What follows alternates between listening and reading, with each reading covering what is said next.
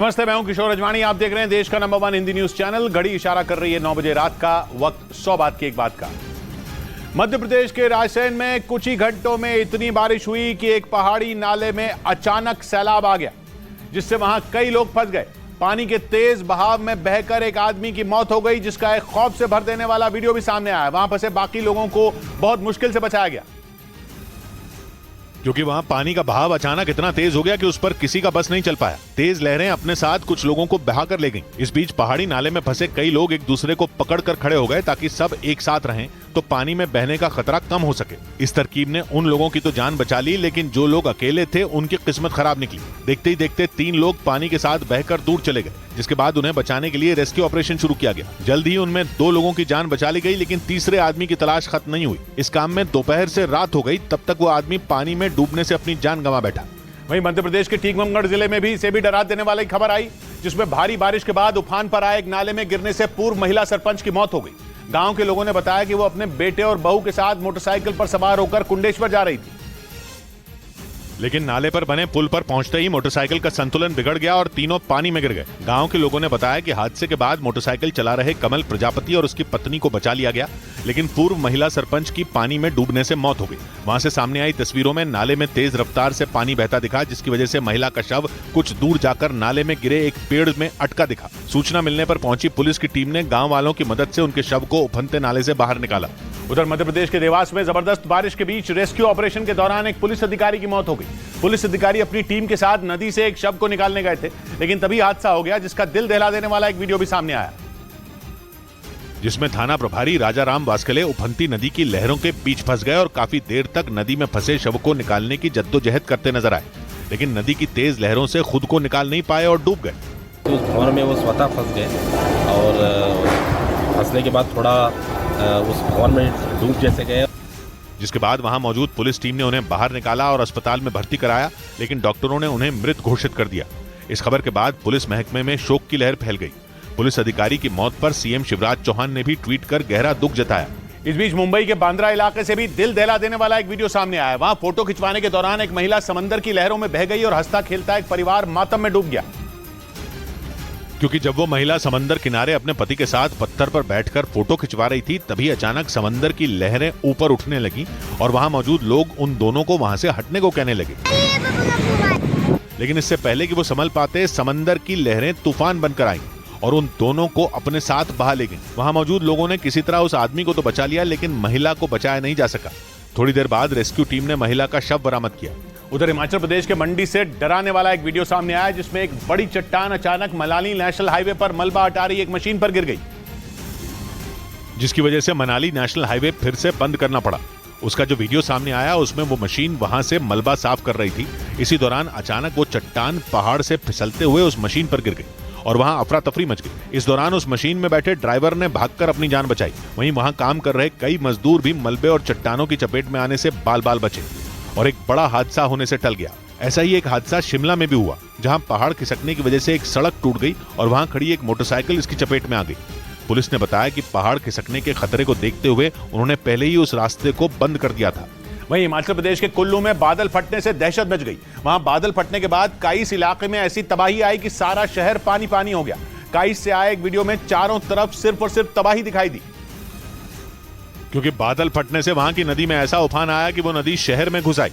सड़कों पर पानी का बहाव देखकर लगा मानो कोई डैम फूट पड़ा हो। जानकारी के मुताबिक कुल्लू के काइस इलाके में बादल फटने की घटना रात में करीब 2:30 बजे हुई, जिसके बाद बरसाती नालों पर बने कई पुल बह गए। इस हादसे की वजह से काइस में एक व्यक्ति की मौत हो गई, 3 लोग घायल बताए गए, क्योंकि बादल फटने से वहां ऐसा सैलाब आया कि सारा शहर तालाब में बदल गया। कुछ इलाकों में तो पानी के गुजरने के बाद भी तबाही के निशान नजर आए। वहां सड़कों पर मलबा जमा हो गया, जिसमें कई गाड़ियां फंसी नजर आईं। और हिमाचल प्रदेश में बादलों ने ऐसी तबाही बीते 1 महीने से मचा रखी है। राज्य आपदा प्रबंधन विभाग की तरफ से जारी आंकड़ों के मुताबिक 24 जून से अब तक हिमाचल प्रदेश में बाढ़ और बारिश ने 100 से ज्यादा लोगों की जान ले ली और लगातार हुई बारिश और बाढ़ की वजह से राज्य के कई जिले तबाह हो गए। उफनती नदियों के पानी ने ऐसा कहर बरपाया कि बड़े बड़े पुल तिनके की तरह बह गए। राज्य आपदा प्रबंधन विभाग के मुताबिक हिमाचल में बाढ़ और बारिश से 24 जून के बाद 117 से ज्यादा लोगों की मौत हो गई, जबकि 121 से ज्यादा लोग जख्मी हो गए। कुल्लू जिले में सबसे ज्यादा 31 मौतें, शिमला में 28 और चंबा में 12 लोगों की मौत हुई। राज्य के 481 से ज्यादा घर पूरी तरह तबाह हो गए, वहीं 900 से ज्यादा गौशालाएं और 130 दुकानें बाढ़ में बर्बाद हो गई। हालांकि खतरा टला नहीं है, क्योंकि मौसम विभाग ने फिर से हिमाचल के 5 जिलों चंबा, कांगड़ा, सिरमौर, शिमला और कुल्लू में भारी बारिश का रेड अलर्ट जारी कर दिया। उधर हिमाचल प्रदेश के सोलन से डरा देने वाला एक वीडियो सामने आया, जहां लहरों के बीच फंसे एक बच्चे और एक आदमी को पुलिस ने क्रेन के जरिए निकाल लिया। बताया गया कि भारी बारिश की वजह से वहां की एक नदी पर उफान आ गई और वो बच्चा और आदमी उस नदी के बीचों बीच फंस गए, जिन्हें पुलिस ने क्रेन की मदद से बाहर निकाला। इसका जो वीडियो सामने आया उसमें दोनों उस नदी के बीच में एक पत्थर पर खड़े नजर आए, जिनके रेस्क्यू के लिए 2 दमकल कर्मियों को क्रेन के जरिए नदी में उतारा गया, जिन्होंने उन दोनों की तरफ एक रस्सी फेंकी और उन्हें अपनी तरफ खींचा, जिसके बाद वो दोनों रस्सी को पकड़कर नदी में तैरते हुए उस क्रेन पर चढ़ गए और सुरक्षित बाहर आ गए। इस रेस्क्यू ऑपरेशन के दौरान वहां लोगों की भीड़ जमा हो गई। ऐसे में पुलिस ने लोगों से नदी और नालों से दूर रहने की अपील की। इस बीच गोवा में दूध सागर झरना देखने पहुंचे कुछ सैलानियों से पुलिस ने उठक बैठक करवाई। बताया गया कि सैकड़ों की तादाद में लोग वो झरना देखने पहुंचे थे, लेकिन पुलिस ने सुरक्षा कारणों से उन्हें रोक दिया। लेकिन उनमें कुछ लोग इसका विरोध करने लगे और रेलवे ट्रैक जाम कर दिया। इस घटना का एक वीडियो भी सामने आया, जिसमें कुछ लोग उठक बैठक करते दिखे। ये सभी लोग दूध सागर झरना देखने आए थे, जो पणजी से 60 किलोमीटर दूर गोवा कर्नाटक के बॉर्डर पर है। पुलिस के मुताबिक मानसून के बीच ट्रैकिंग से हादसों का खतरा बढ़ जाता है, इसी वजह से इस दौरान झरने पर जाने की मनाही थी। इसके बावजूद सैकड़ों पर्यटक वहां पहुंच गए और ट्रैकिंग कर झरने तक जाने की जिद करने लगे, लेकिन पुलिस ने उन्हें आगे बढ़ने से रोक दिया, जिसके बाद कुछ पर्यटकों ने पास से गुजर रहा रेलवे ट्रैक जाम कर दिया और पुलिस ने उन्हें सबक सिखाने के लिए उनसे उठक बैठक करवाई। इधर उत्तराखंड के पूर्व मुख्यमंत्री हरीश रावत ने रुड़की में जलभराव के खिलाफ अनोखा विरोध प्रदर्शन किया। लगातार हुई भारी बारिश की वजह से रुड़की के रिहायशी इलाकों में पानी भर गया, जिसके बाद हरीश रावत अपने कार्यकर्ताओं के साथ सिविल लाइंस इलाके में पहुंच गए और विरोध जताते हुए जलभराव में ही बैठकर प्रदर्शन करते नजर आए। उत्तराखंड के पूर्व मुख्यमंत्री हरीश रावत के साथ बड़ी संख्या में कांग्रेस के कार्यकर्ता भी वहां मौजूद रहे। उत्तराखंड के रुड़की समेत कई इलाकों में लगातार हुई तेज बारिश की वजह से सड़कें डूब गईं और कई जगह घुटनों तक पानी भर गया, जिसके बाद वहां से पानी की निकासी न होने से कांग्रेस ने प्रशासन के खिलाफ मोर्चा खोल दिया। इस बीच हरीश रावत ट्रैक्टर के जरिए रुड़की के सिविल लाइंस इलाके में पहुंचे और वहां जल भराव के बीच धरने पर बैठ गए। मैं तब तक बैठ जाऊंगा यहाँ जब तक कोई परमानेंट जो है सॉल्यूशन नहीं निकाला। वहीं इस दौरान हरीश रावत ने प्रशासन पर लोगों को परेशानी में डालने का आरोप लगा दिया। उधर जम्मू कश्मीर के पुलवामा में लगातार हो रही बारिश के बीच बादल फटने से हालात काफी डरावने हो गए। नदी नालों में अचानक बाढ़ आने से कई इलाके पानी में डूब गए। वहां बाढ़ की वजह से मची दहशत का एक वीडियो भी सामने आया, जिसमें नदी में तेज रफ्तार से पानी बहता दिखाई दिया, जबकि पानी की तेज धार में कई गायें नदी के बीचों बीच फंसी नजर आईं, जो किसी भी पल सैलाब में बह सकती थी, क्योंकि पानी इतनी रफ्तार से बह रहा था जो कुछ भी अपने साथ बहा ले जाए। सैलाब के बीच अपनी गायों को फंसा देख एक महिला रोते हुए उन्हें बचाने की गुहार लगाती दिखाई पड़ी, लेकिन किसी में इतनी हिम्मत नहीं हुई कि वो पानी में उतरकर उन्हें बचा सके। वहां लगातार जोरदार बारिश होने और बादल फटने से लोग दहशत में आ गए। नदी के किनारे खड़े होकर वो आने वाले खतरे का अंदाजा लगाते दिखे, क्योंकि अचानक बादल फटने की वजह से वहां नदियों में उफान आ गया।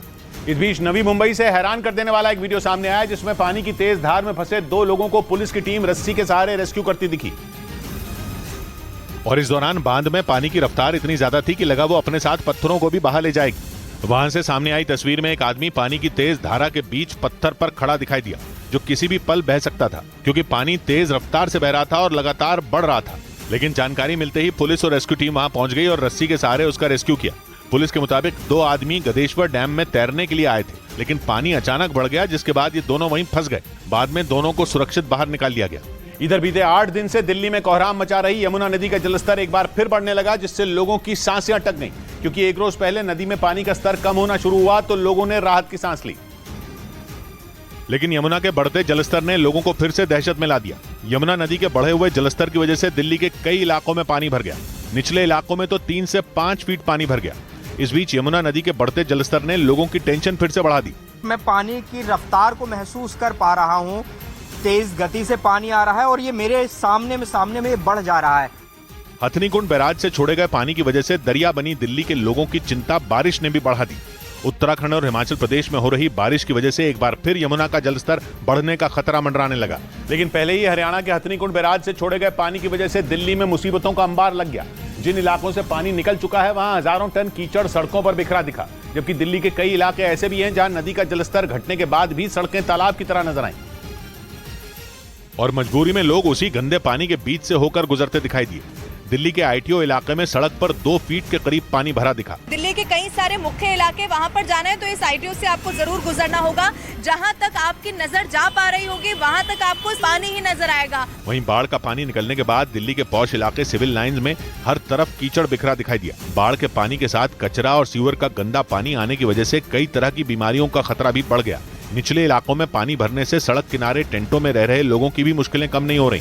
जिसके बाद दिल्ली में राजघाट के अंदर से यमुना नदी का पानी निकालने के लिए बाउंड्री वॉल की दीवार तोड़ दी गई, जिससे राजघाट के अंदर भरा पानी तेजी से बाहर सड़क की तरफ निकलने लगा। बीते 3 दिन से वो पूरा इलाका तालाब बना हुआ था। लेकिन जैसे ही यमुना नदी का जलस्तर कम हुआ, राजघाट से भी पानी घटने लगा, लेकिन अंदर जमा पानी उतनी तेजी से बाहर नहीं आ पा रहा था। जिसके बाद फैसला लिया गया कि राजघाट के बाहरी हिस्से में बनी बाउंड्री वॉल को तोड़ दिया जाए ताकि पानी तेजी से बाहर निकल सके। बाउंड्री वॉल हम आपको दिखाते हैं जो पानी की निकासी के लिए तोड़ी गई है। आप तस्वीरों में देखेंगे और आप देखेंगे बहुत तेजी से यहाँ से अब पानी निकल रहा है। बाउंड्री वॉल तोड़ने के बाद बाहर निकल रहे पानी को मिट्टी खोदने वाली मशीन की मदद से रास्ता बनाकर मैनहोल तक पहुंचाया गया। यमुना नदी का जलस्तर बढ़ने की वजह से 3 रोज पहले राजघाट पूरी तरह पानी में समा गया था। इधर यमुना नदी का जलस्तर घटने के बाद दिल्ली में पुराने लोहे के पुल पर फिर से ट्रेनें दौड़ने लगी। 7 दिन पहले यमुना नदी में पानी बढ़ने के बाद पुल पर गाड़ियों और ट्रेनों की आवाजाही रोक दी गई थी। इस पुल के 2 हिस्से हैं, जिसमें ऊपर रेल चलती है और नीचे सड़क है। बाढ़ के कारण रेलवे ने 60 से अधिक पैसेंजर ट्रेनें रद्द कर दी थी, जबकि कई ट्रेनों के रूट बदल दिए गए थे।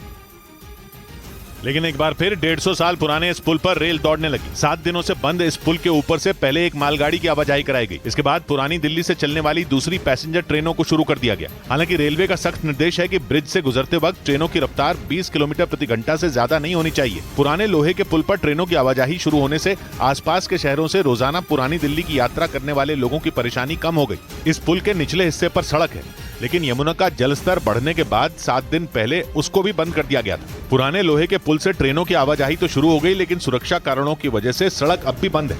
इस बीच दिल्ली में यमुना का जलस्तर भले ही थोड़ा कम हो गया हो, लेकिन बाढ़ पर बीजेपी और आम आदमी पार्टी के बीच सियासी घमासान बढ़ गया।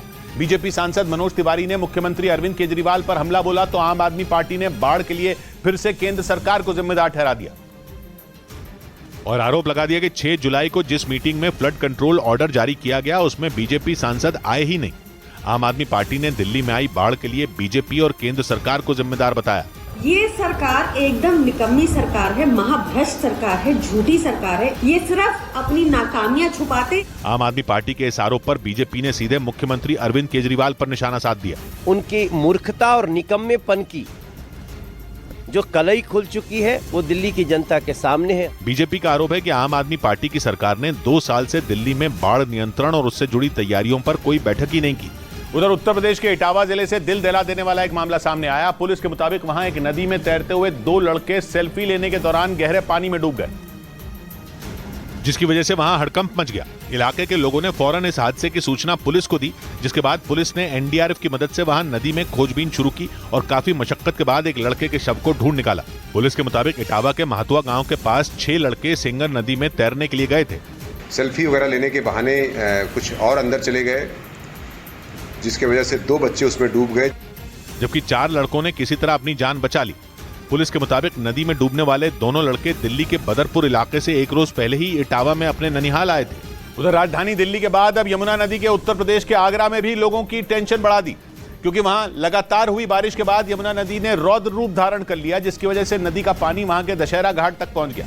वहां से यमुना में आए उफान का एक वीडियो भी सामने आया, जिसमें ताजमहल के चारों तरफ सिर्फ पानी ही पानी नजर आया और दूर दूर तक सिर्फ बाढ़ का मटमैला पानी भरा दिखाई दिया, जिसकी वजह से यमुना नदी के किनारे रहने वाले लोग दहशत में आ गए, क्योंकि उन्हें इस बात का डर सताने लगा कि कहीं उनका आशियाना उफनती यमुना में न समा जाए। यमुना से निकले सैलाब ने ताजमहल के दशहरा घाट को भी अपनी जद में ले लिया और वहां पर बने एक शिव मंदिर तक बाढ़ का पानी घुस गया, जिसकी वजह से भक्तों के मंदिर से आगे नहीं जाने पर रोक लगा दी गई। साथ ही कोई अनहोनी न हो इसके लिए दशहरा घाट पर पुलिस कर्मियों को भी तैनात कर दिया गया। और उत्तर प्रदेश के साथ ही बिहार के पूर्णिया में भी बाढ़ ने भारी तबाही मचा दी। वहां की सड़कों पर तो नदियां बहने लगी, वहां के कई स्कूलों में बाढ़ का पानी घुस गया, जिसकी वजह से बच्चों की पढ़ाई ठप हो गई। इतना ही नहीं, वहां की नदियों का बढ़ता जलस्तर लोगों के लिए आफत बन गया, क्योंकि उफनती नदी के पानी ने रिहायशी इलाके पर कब्जा जमा लिया और वहां सब कुछ तहस नहस कर दिया। एक जगह से दूसरी जगह जाने के लिए बिजली की रफ्तार से बहते पानी से होकर गुजरना लोगों की मजबूरी हो गई। वहां से आई तस्वीरों में कहीं डगमगाते कदमों के साथ वो पानी के तेज वेग को काटते दिखे, तो कहीं डंडे के सहारे जोखिम भरा सफर करते दिखे। रौद्र नदी को यूं पार करने का साहस उनकी चाहत नहीं, मजबूरी थी, क्योंकि वहां के लोगों ने बताया कि उनके पास कोई दूसरा विकल्प नहीं। काफी करंट है, आप देख सकते हैं, तो कोई दूसरा विकल्प नहीं। वहां की नदियों में आया उफान हजारों लोगों की मुसीबत का सबब बन गया, जिसकी वजह से उन्हें अपना घर तक छोड़ना पड़ा। उधर राजस्थान के अजमेर में भी बारिश कहर बनकर टूट पड़ी। वहां मूसलाधार बारिश के बाद जगह जगह घुटनों तक पानी भर गया। कई इलाकों में बाढ़ जैसे हालात बन गए, जिसकी वजह से लोगों की मुसीबतें बढ़ गईं, क्योंकि वहां आसमान से इतना ज्यादा पानी बरसा कि शहर की कई सड़कें पानी में पूरी तरह डूब गईं और बारिश का पानी लोगों के घरों में घुस गया। अजमेर से आई तस्वीरों में एक मकान के अंदर मौजूद कुर्सी टेबल समेत दूसरी चीजें पानी में डूबी नजर आईं। परेशान है हम लोग, रात में जब भी बरसात आती है डर ही लगता है कि अब आज कितना नुकसान होगा। जगह जगह जल भराव होने की वजह से लोग घुटनों तक पानी में चलने को मजबूर दिखे, लेकिन वहां बारिश से परेशान लोगों की मुश्किलें कम होती नजर नहीं आ रही, क्योंकि मौसम विभाग ने अजमेर और उसके आसपास के जिलों में अगले 4 दिनों तक भारी बारिश की आशंका जताई। और सिर्फ भारत ही नहीं बल्कि अमेरिका भी बाढ़ से बेहाल हो गया। वहां के कई राज्य भीषण बरसात और बाढ़ की मार झेलने को मजबूर हो गए। ऐसे में लोगों को काफी परेशानी का सामना करना पड़ा। वहां के पेंसिल्वेनिया राज्य में भारी बारिश के बाद अचानक आई बाढ़ ने तबाही मचा दी, जिसकी वजह से सड़क पर कई गाड़ियां उल्टी पड़ी नजर आईं। वहां से जो तस्वीरें सामने आई उनमें सड़कें टूटी दिखी और एक गाड़ी पेड़ से टकराई नजर आई। बताया गया कि वहां अचानक आई बाढ़ की वजह से सड़क पर मौजूद कई गाड़ियां बह गईं, जिनमें 5 लोगों की मौत हो गई, जबकि कई लोग लापता बताए गए। लेकिन ये हाल सिर्फ अमेरिका के एक राज्य का नहीं है। वहां के न्यू हैम्पशायर राज्य में भी भारी बारिश की वजह से हालात बिगड़ गए। वहां से जो वीडियो सामने आया उसमें एक गाड़ी सड़क पर भरे पानी में आधी डूबी नजर आई और रेस्क्यू टीम उस गाड़ी से लोगों को बाहर निकालती दिखी। वहां भारी बारिश और बाढ़ की वजह से कई उड़ानें भी रद्द कर दी गईं, जिसकी वजह से लोगों को काफी परेशानी हुई। और भीषण बाढ़ के बीच अमेरिका की टेरिटरी प्यूर्तो रिको के अगुआदा से हैरान करने वाला एक वीडियो सामने आया।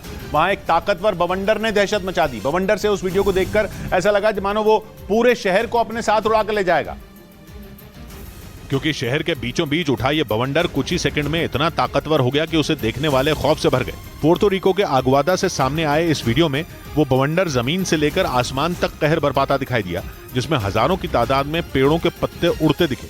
वहां के मौसम विभाग ने दावा किया कि ये बवंडर इतना ताकतवर था कि वहां मौजूद कुछ पेड़ भी जड़ से उखड़ गए।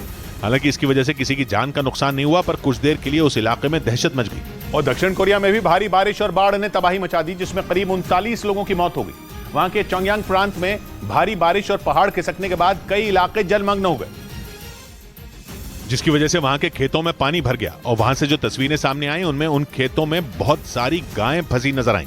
चारों तरफ पानी ही पानी था और उसके बीच कई गायें डूबी हुई थी, जिन्हें निकालने के लिए रेस्क्यू ऑपरेशन चलाया गया। इसके अलावा वहां पहाड़ खिसकने से मची बर्बादी की तस्वीर भी सामने आई, जिसमें कई घर तबाह नजर आए, जबकि कई गाड़ियों को भी नुकसान पहुंचा। वीडियो में लोगों का सामान इधर उधर बिखरा नजर आया और रेस्क्यू टीम इसके बीच लोगों को ढूंढती दिखाई दी। बताया गया कि वहां भारी बारिश और पहाड़ खिसकने की वजह से काफी नुकसान हुआ और करीब 50 सड़कें बंद हो गई। इधर चीन में आए तूफान ने लोगों की मुश्किलें बढ़ा दी। वहां के तटीय इलाकों में तूफान का असर देखने को मिला। इन इलाकों में हुई मूसलाधार बारिश की वजह से इतना पानी भर गया कि लोगों का जीना मुहाल हो गया और लोग अपने ही घरों में फंस गए। वहां के फुजियान प्रांत से जो वीडियो सामने आया उसमें रिहायशी इलाकों में कमर तक पानी भरा दिखा। ऐसा लग रहा था जैसे लोगों ने नदी के ऊपर घर बना रखे हों, क्योंकि वहां से जो तस्वीरें आई उनमें वहां मौजूद सभी घर पानी में आधे डूबे नजर आए और घरों का सामान पानी में तैरता दिखा। वहीं घरों के बाहर खड़ी गाड़ियां भी पानी में डूबी नजर आईं, जिसके बाद रेस्क्यू टीम वहां पहुंची और घर घर जाकर लोगों का रेस्क्यू किया। लेकिन वहां इतना ज्यादा पानी भरा था कि रेस्क्यू टीम को नाव का सहारा लेना पड़ा। वहीं हांगकांग के दक्षिणी इलाके में भी तेज बारिश और तूफान ने लोगों की मुसीबत बढ़ा दी, जिसकी वजह से वहां स्कूल और स्टॉक मार्केट बंद करने पड़ गए और बताया गया कि 100 से ज्यादा लोग बेघर हो गए, क्योंकि वहां तेज बारिश और तूफान ने कोहराम मचा दिया। वहां से आई तस्वीरों में समुद्र में ऊंची ऊंची लहरें उठती दिखी, जो हवा में कई फीट ऊंची उछलकर किनारे पर लगी लोहे की रेलिंग तक पार करने लगी। घरों से बाहर निकले लोग बारिश के पानी में पूरी तरह भीग गए। तूफान की वजह से तेज आंधी ने भी काफी नुकसान पहुंचाया। कई जगह बड़े बड़े पेड़ जड़ से उखड़ गए। खराब मौसम की वजह से वहां 16 उड़ानें रद्द करनी पड़ी। स्कूल और स्टॉक मार्केट तक बंद कर दिए गए। कई इलाकों में लोगों की जान पर खतरा मंडराने लगा, जिसके बाद उन्हें सुरक्षित जगहों पर शिफ्ट किया गया। वहां के मौसम विभाग ने नंबर 8 सिग्नल जारी किया, जो वहां की तीसरी सबसे बड़ी चेतावनी मानी जाती है। इस बीच पाकिस्तान से आई सीमा हैदर को यूपी एटीएस की टीम पूछताछ के लिए ले गई। उनके साथ उनके प्रेमी बताया जा रहा है सचिन मीणा और सचिन के पिता को भी पुलिस वाले अपने साथ ले गए। अपने 4 बच्चों को लेकर पाकिस्तान से आई सीमा हैदर पिछले कई दिनों से सुर्खियों में है और वो दिल्ली के पास ग्रेटर नोएडा के रबुपुरा इलाके में मौजूद सचिन के घर में रह रही हैं। और एक रोज पहले भी उनसे नोएडा पुलिस ने पूछताछ की थी, लेकिन इस बार यूपी एटीएस की एक टीम उन्हें पूछताछ के लिए ले गई। उनके साथ सचिन मीणा और सचिन के पिता को भी पुलिस अपने साथ ले गई। पुलिस सूत्रों के मुताबिक यूपी एटीएस के अधिकारी सचिन के घर में सादी वर्दी में पहुंचे और किसी को भनक लगने से पहले ही तीनों को पीछे के रास्ते से लेकर निकल गए। हालांकि ये जानकारी नहीं मिल सकी कि उन्हें पूछताछ के लिए कहां ले जाया गया। खुफिया एजेंसियों के सूत्रों के मुताबिक सीमा के भाई के साथ उनके चाचा भी पाकिस्तान की सेना में सूबेदार हैं। इसी वजह से उनके पाकिस्तान की खुफिया एजेंसी ISI से कनेक्शन के शक की जांच चल रही है। और पुलिस सूत्रों के मुताबिक पाकिस्तान से आई सीमा हैदर के अलग अलग बयानों की वजह से यूपी पुलिस का शक उन पर गहरा गया। इसी वजह से एक रोज पहले नोएडा पुलिस ने भी उनसे 1 घंटे तक पूछताछ की। भारत में अवैध तरीके से दाखिल होने के आरोप में 4 जुलाई को पुलिस ने सीमा और उनकी मदद के आरोप में सचिन को गिरफ्तार किया था। लेकिन बाद में दोनों को कोर्ट से जमानत मिल गई, जिसके बाद से सीमा हैदर दिल्ली के नजदीक ग्रेटर नोएडा के रबुपुरा इलाके में सचिन के घर पर रह रही हैं। इस दौरान सोशल मीडिया और मीडिया के कैमरों के सामने सीमा हैदर ने कई बयान दिए और सूत्रों का दावा है कि पुलिस को उनके बयानों में विरोधाभास नजर आने लगा। इसी वजह से रविवार को नोएडा पुलिस रबुपुरा में सचिन और सीमा हैदर से पूछताछ करने पहुंच गई। सूत्रों के मुताबिक पुलिस के आने के बाद सचिन के घर वालों ने दरवाजा नहीं खोला। हालांकि बाद में पुलिस ने दरवाजा खुलवाया और फिर करीब 1 घंटे तक सचिन और सीमा हैदर से पूछताछ की। ये पूछताछ उन बिंदुओं पर थी जिन पर पुलिस को शक था। और सूत्रों के मुताबिक केंद्रीय जांच एजेंसियां सीमा हैदर के भारत आने का पूरा नेटवर्क खंगालने में जुड़ गई, ताकि पाकिस्तान से सचिन मीणा के साथ रहने आई सीमा से जुड़ी हर छोटी बड़ी जानकारी सामने आ सके। पुलिस FIR के मुताबिक सीमा हैदर पाकिस्तान से पहले दुबई गई और फिर वहां से नेपाल होते हुए 13 मई को भारत में दाखिल हुई थी। सूत्रों का दावा है कि इसी वजह से वो जांच एजेंसियों के रडार पर आ गई, क्योंकि बिना किसी मदद के सीमा हैदर के दुबई से नेपाल और वहां से भारत में दाखिल होने की थ्योरी जांच एजेंसियों के गले नहीं उतर रही। सूत्रों का कहना है कि इसी वजह से जांच एजेंसियां सीमा के भारत आने का नेटवर्क खंगालने में जुट गईं। सीमा के घर और परिवार की जानकारी जुटाने के साथ ये भी पता लगाया जा रहा है कि पाकिस्तान से यूपी के ग्रेटर नोएडा पहुंचने में उनकी किसने मदद की थी। इसके अलावा ये भी खंगाला जा रहा है कि भारत आने पर सीमा ने किन किन मोबाइल नंबरों का इस्तेमाल किया। सीमा सचिन के संपर्क में कब से थी और दोनों के बीच किन नंबरों से बातचीत होती थी, इसकी भी जांच की जा रही है। सूत्रों का कहना है कि नोएडा पुलिस कोर्ट से उनकी जमानत रद्द करवाने में भी जुट गई। उधर पाकिस्तान सरकार ने सीमा हैदर की जांच के बाद यह दावा किया कि वो कोई जासूस नहीं, बल्कि वो अपने प्यार के लिए पाकिस्तान से भारत पहुंची। भारत में दर्ज FIR के मुताबिक 10 मई को सीमा अपने 4 बच्चों के साथ पाकिस्तान से नेपाल आई, फिर 13 मई को भारत में बिना वीजा के दाखिल हो गई। लेकिन पाकिस्तान से भारत आने के बाद सीमा हैदर के जासूस होने का शक जताया जाने लगा। इसके बाद पाकिस्तान सरकार ने सच्चाई जानने के लिए सीमा हैदर की जांच करवाई। रिपोर्ट में पाकिस्तान सरकार की तरफ से यह दावा किया गया कि सीमा कोई जासूस नहीं है, बल्कि वो अपने प्यार सचिन मीणा के साथ रहने के लिए 4 बच्चों के साथ भारत गई हैं। और रिपोर्ट में यह भी बताया गया कि सीमा के पिता रिक्शा चलाते थे और उनका भाई सरकारी कर्मचारी है। पाकिस्तान सरकार की रिपोर्ट के मुताबिक सीमा ने 10 मई को पहली बार कराची से दुबई की हवाई यात्रा की थी। इसके बाद उन्होंने अपने बच्चों के साथ 13 मई को विमान यात्रा की थी। इस बीच अमेरिका में रहने वाले पाकिस्तान के शायन अली नाम के यूट्यूबर ने सीमा हैदर के पाकिस्तान की खुफिया एजेंसी ISI की जासूस होने का दावा किया। उनका दावा है कि 2024 में होने वाले लोकसभा चुनाव से पहले पाकिस्तान भारत का माहौल बिगाड़ने के लिए किसी बड़ी साजिश को अंजाम देने की तैयारी में है, जिसके लिए उसने पूरी तैयारी के साथ सीमा हैदर को भारत भेजा है। अमेरिका में रहने वाले पाकिस्तान के यूट्यूबर शायन अली का दावा है कि सीमा ISI की ट्रेंड जासूस हैं और वो किसी बड़े प्लान के साथ भारत में दाखिल हुई हैं। ऑलरेडी जो इंडिया में जो नेटवर्क हो ISI का, उसके लिए काम करने आई है सीमा। शायन अली का कहना है कि भारत की जांच एजेंसियों को गुमराह करने के लिए सीमा हैदर ने न सिर्फ सचिन को मोहरा बनाया, बल्कि उन्होंने सिर्फ दिखावे के लिए मुस्लिम से हिंदू बनने का नाटक किया। हालांकि उनका कहना है कि सीमा का भेद खुल चुका है और इसी वजह से पाकिस्तान उन्हें वापस बुलाना चाहता है। और इसी तरह पाकिस्तान के यूट्यूबर सैयद बासित ने भी सीमा हैदर पर अपना गुस्सा निकाला। उनका दावा है कि सीमा को सचिन से प्यार नहीं है, बल्कि आने वाले कुछ दिनों में वो उसे भी छोड़कर फरार हो जाएंगी। जबकि पाकिस्तान से आई सीमा हैदर का दावा है कि वो सचिन से प्यार करती हैं और वो नेपाल में उनसे शादी भी कर चुकी हैं और वो उनके साथ रहने के लिए ही भारत आई हैं। लेकिन पाकिस्तान के यूट्यूबर सैयद बासित का दावा है कि सीमा हैदर दुबई के एक क्लब में डांस करती थी और इसलिए वो पहले पाकिस्तान से दुबई गईं और फिर वहां से नेपाल होते हुए भारत में दाखिल हुई। सैयद बासित का दावा है कि सीमा को पैसा, PUBG और क्रिकेट का शौक है और वो आने वाले कुछ दिनों में सचिन को धोखा देकर फरार हो जाएंगे। तो सचिन जो है, सचिन को यूज किया गया है सीमा की तरफ से। सचिन से कोई मोहब्बत नहीं है। पाकिस्तान के यूट्यूबर सैयद बासित का ये भी दावा है कि सीमा हैदर पाकिस्तान में रहने वाले कई लोगों से संपर्क में थी। इस बीच पाकिस्तान के सिंध प्रांत में डाकुओं ने वहां मौजूद हिंदू समुदाय के एक मंदिर पर रॉकेट लॉन्चर से हमला कर दिया। कुछ रोज पहले ही कुछ हथियारबंद डाकुओं ने भारत आई सीमा हैदर को यह धमकी दी थी कि अगर वो पाकिस्तान नहीं लौटी तो वो वहां रहने वाले हिंदू समुदाय के लोगों को निशाना बनाएंगे। जिसके बाद डकैतों का एक वीडियो भी सोशल मीडिया पर वायरल हुआ था। उस दौरान ये बताया गया था कि ये वीडियो पाकिस्तान के बलूचिस्तान में बनाया गया और इस धमकी के कुछ ही दिन बाद पाकिस्तान के सिंध प्रांत में हथियारों से लैस डकैतों ने हिंदू समुदाय के एक मंदिर को निशाना बनाया। पाकिस्तान के मीडिया के मुताबिक डकैतों ने काश्मीर इलाके में मौजूद एक मंदिर पर न सिर्फ गोलियां दागी बल्कि रॉकेट लॉन्चर से भी हमला किया। खबर है कि उन डकैतों ने आसपास रहने वाले हिंदू समुदाय के घरों पर भी फायरिंग की। यही नहीं, पाकिस्तान के मीडिया के मुताबिक डकैतों ने महिलाओं और बच्चों समेत हिंदू समुदाय के करीब 30 लोगों को बंधक भी बना लिया, जिनकी तलाश की जा रही है। और खुफिया एजेंसियों के सूत्रों के मुताबिक पाकिस्तान के सिंध प्रांत में मौजूद मंदिर पर हमले करवाकर पाकिस्तान की खुफिया एजेंसी ISI भारत पर दबाव बनाने की कोशिश में है, ताकि सीमा हैदर पर भारतीय एजेंसियों की जांच पूरी न हो सके, क्योंकि इस हमले में न तो किसी की मौत हुई, न ही मंदिर को कोई नुकसान पहुंचा। और पाकिस्तान के मीडिया के मुताबिक लॉन्चर से जो रॉकेट फायर किया गया वो फटा तक नहीं। इसीलिए ये शक जताया जा रहा है कि ISI ने सिर्फ दिखावे के लिए मंदिर पर हमले करवाए। और खुफिया एजेंसियों के सूत्रों का दावा है कि इसके पीछे पाकिस्तान की मंशा एक तीर से दो निशाने साधने की है, क्योंकि अगर सीमा हैदर पर भारत में कोई कार्रवाई हुई तो पाकिस्तान इस बात का झूठ फैलाएगा कि उसके यहाँ की महिला के साथ भारतीय एजेंसियां ज्यादती कर रही हैं। और अगर सीमा के कनेक्शन संदिग्ध निकले तो पाकिस्तान इस बात का ढिंडोरा पीटेगा कि एक पाकिस्तानी महिला को भारत जासूस साबित करने पर तुला है। इस बीच पाकिस्तान से भारत आई सीमा हैदर के बाद अब बांग्लादेश की जूली का मामला सामने आया। बताया गया कि वो भी सीमा की तरह ही अपनी 11 साल की बेटी को लेकर प्यार के लिए बांग्लादेश से भारत आ गई और यूपी के मुरादाबाद में रहने वाले अजय नाम के एक आदमी से शादी कर ली। अजय की मां के मुताबिक उनका बेटा जूली से व्हाट्सएप पर बात करता था और करीब 1 साल पहले जूली अपनी बेटी के साथ उनके घर आ गई, जिसके बाद उसने हिंदू धर्म अपनाकर अजय से शादी भी कर ली।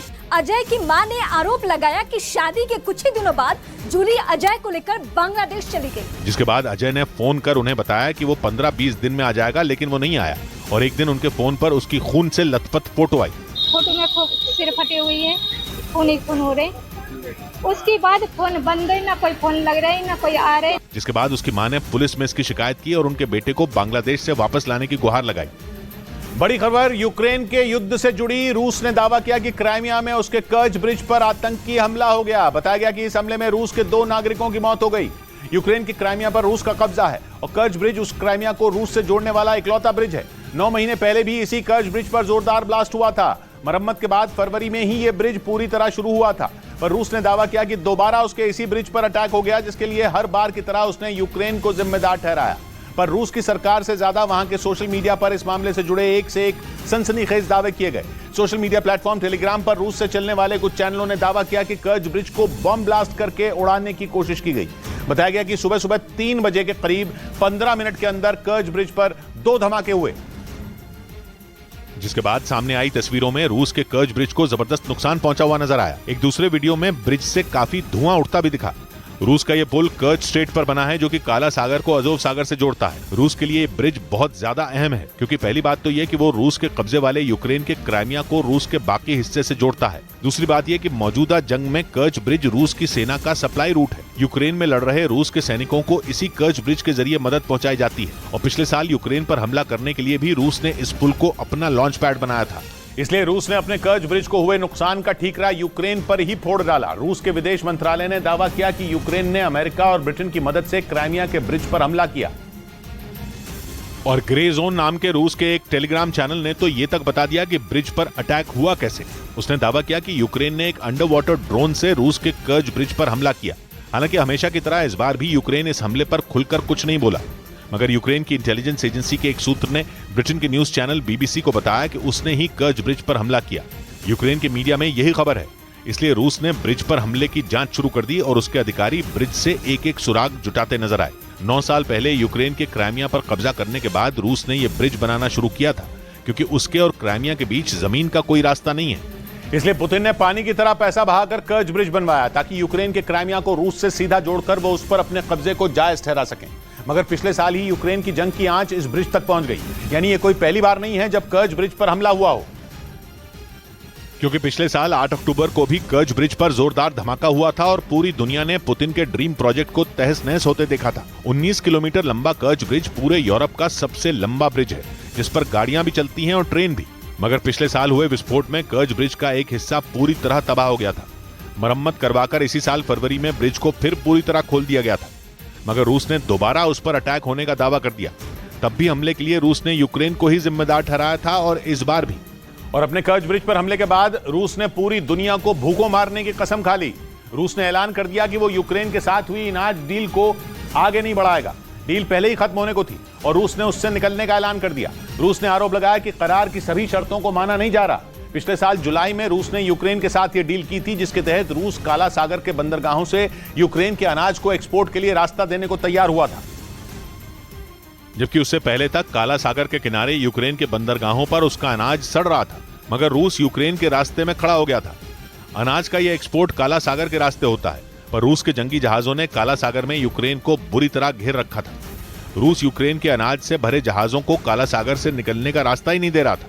और अब रूस के अनाज डील को रद्द करने के बाद एक बार फिर दुनिया के आगे खाने का संकट खड़ा होना तय है, क्योंकि यूक्रेन अनाज का एक बड़ा एक्सपोर्टर है। वो यूरोप और दुनिया के कई हिस्सों को अनाज बेचता है। इधर उत्तर प्रदेश के आगरा से रोड रेज का एक हैरान करने वाला एक वीडियो सामने आया है, जिसमें आगरा घूमने आए एक पर्यटक की कुछ लोग बुरी तरह पिटाई करते दिखे। पुलिस के मुताबिक पर्यटक की गाड़ी परिक्रमा कर रहे कुछ युवकों से टकरा गई, जिसके बाद आरोप है कि उसकी बेरहमी से पिटाई कर दी गई, जिसका एक सीसीटीवी वीडियो भी सामने आया, जिसमें कुछ लोग उस सैलानी को लाठियों से बुरी तरह पीटते दिखाई दिए। इस दौरान वो पर्यटक बार बार अपनी गलती के लिए माफी मांगता रहा, लेकिन आरोपियों ने उसकी एक न सुनी और लगातार लाठी से उस पर वार करते रहे। सामने आए वीडियो में पहले 4 लोग दुकान के अंदर उस पर्यटक को पीटते दिखे। बाद में कई और आरोपी दुकान में घुस गए और उसे बेरहमी से मारने लगे। इस बीच एक आरोपी तो हेलमेट से उसके सिर पर वार करता दिखाई दिया, जबकि बाकी आरोपियों ने उसे फर्श पर गिराकर मारा। हैरान करने वाली ये वारदात आगरा के ताजगंज इलाके में तब हुई जब उस पर्यटक की गाड़ी परिक्रमा कर रहे उन आरोपियों से हल्की से टकरा गई थी। इस बीच दिल्ली के पास उत्तर प्रदेश के ग्रेटर नोएडा के हैरान कर देने वाला एक मामला सामने आया। वहां लोहारली टोल प्लाजा पर टोल देने को लेकर हुए विवाद में एक महिला पर टोल प्लाजा के कर्मचारी की पिटाई करने का आरोप लगा। इस घटना का एक वीडियो भी सामने आया, जिसमें वो महिला उस टोल प्लाजा कर्मी के बाल पकड़कर उसे झंझोड़ती नजर आई। गुस्से से तमतमाई वो महिला यहीं नहीं रुकी, उसने टोल प्लाजा कर्मी के मुंह को हाथ से दबोच लिया।